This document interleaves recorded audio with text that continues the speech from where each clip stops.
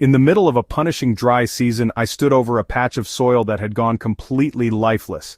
It looked like baked clay, cracked, dull, and resistant to every attempt at revival. No mulch, no compost, not even rain had made a difference. The surface was so hardened that it bounced water like stone. That's when I tried something no one really talks about. I poured in a bowl of slightly fermented rice water. The kind left after rinsing uncooked rice. It wasn't much, just murky kitchen waste I would have normally discarded. I walked away, thinking little of it, but within days that patch transformed. Tiny weeds germinated first, then volunteer seedlings. A week later, I dug into the area and was stunned to find worms, fungal strands, and the unmistakable earthy smell of active soil. What started as a lazy experiment turned out to be a low-cost, game-changing soil revival trick. If you've got tired, dry, or clay-compacted beds that refuse to wake up, this simple practice using something you already have in your kitchen might be the overlooked key. Let's break down what rice water actually does, why it works better when fermented slightly, and how you can use it to trigger real biological activity in soil that looks completely dead. Why rice water works wonders on dead soil. Rice water is often considered a waste product, but it's secretly packed with starches, trace proteins, micronutrients like phosphorus and potassium, and natural sugars. These components act as instant microbial food. In a soil system where nothing is moving, no visible worms, no microbial fizz, pouring in rice water is like dropping a feast for the underground world. But what makes it even more effective is when it's allowed to sit out and ferment just a little. Within 24 to 36 hours, the water begins to turn slightly sour, and that's when it becomes a biostimulant. The mild fermentation process activates lactic acid bacteria and begins breaking down the starch chains. This creates an ideal liquid medium for beneficial microbes to thrive. When this activated rice water hits the dry soil, it doesn't just soak in, it changes the biological conversation.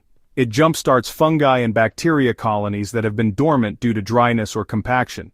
These microbes in turn begin breaking down old root matter and residue, releasing nutrients and drawing in earthworms that feed on microbial slime.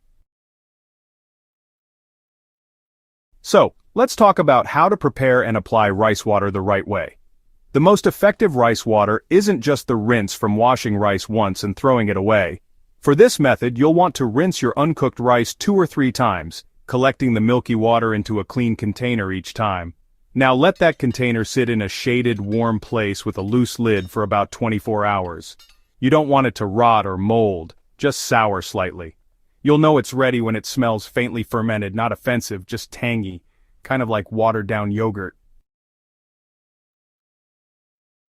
Now pour this rice water generously into the soil where you want to trigger life. Make sure to avoid pouring it directly onto plant leaves or stems. This is really a soil treatment, not a foliar spray.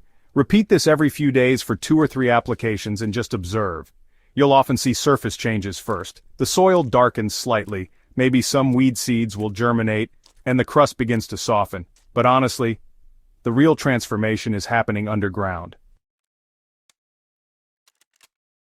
What actually happens underground after application? Well, the moment fermented rice water reaches soil particles, microbes begin feeding. In crusted, airless soil, this is kind of the signal for reactivation. Anaerobic bacteria might show up at first, especially in extremely compacted zones, but they actually pave the way for aerobic species as the structure loosens. Worms are next. Drawn by the scent of microbial activity and the slick starch residues, they tunnel in, feeding and excreting castings as they go. These castings are rich in enzymes and nutrients, effectively turning your lifeless bed into a worm-powered compost factory.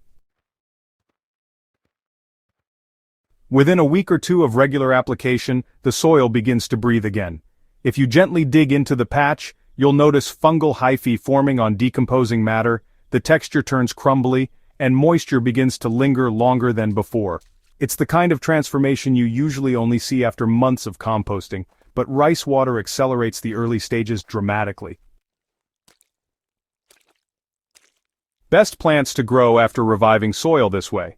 Once your soil begins to recover, it becomes a good time to sow fast-growing greens. Leafy salad crops like amaranth, kale, arugula, or even coriander thrive in this microbial-rich environment. Because rice water doesn't add nitrogen directly but improves nutrient cycling, These plants benefit from a more balanced and living soil profile. It's also an ideal window to plant legumes like cowpeas or green gram, which further enhance the soil by fixing nitrogen naturally. The secret is not to overload the soil immediately after revival. Let the biology build for a week or two, then introduce seeds, preferably with a light organic mulch layer, just enough to preserve the new microbial moisture but not so thick that it starves oxygen. Caution. When rice water can go wrong. Although rice water is gentle and natural, improper use can cause issues. If used in sealed containers for too long or applied too thickly, it can go anaerobic and stink, literally suffocating the soil. The key is moderation.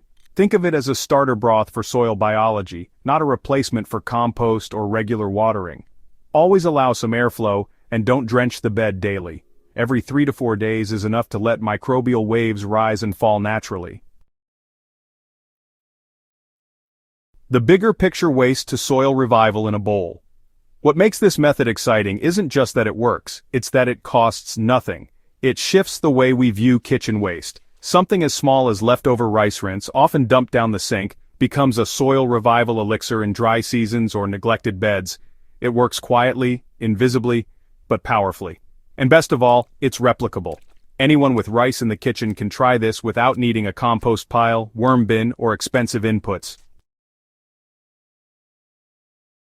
So if you've got stubborn garden patches that refuse to grow, if the soil feels dry and dead no matter how much you water, try feeding it instead. Feed it something simple, something fermented, something you never thought of saving. Rice water. It might just be the best kept secret hiding in your kitchen. Enjoyed this guide? Then do 2 things for us. Tap that subscribe button so you never miss out on garden hacks like this. And share this video with another gardener who's struggling with dead soil. You never know who's one kitchen trick away from turning dust into life.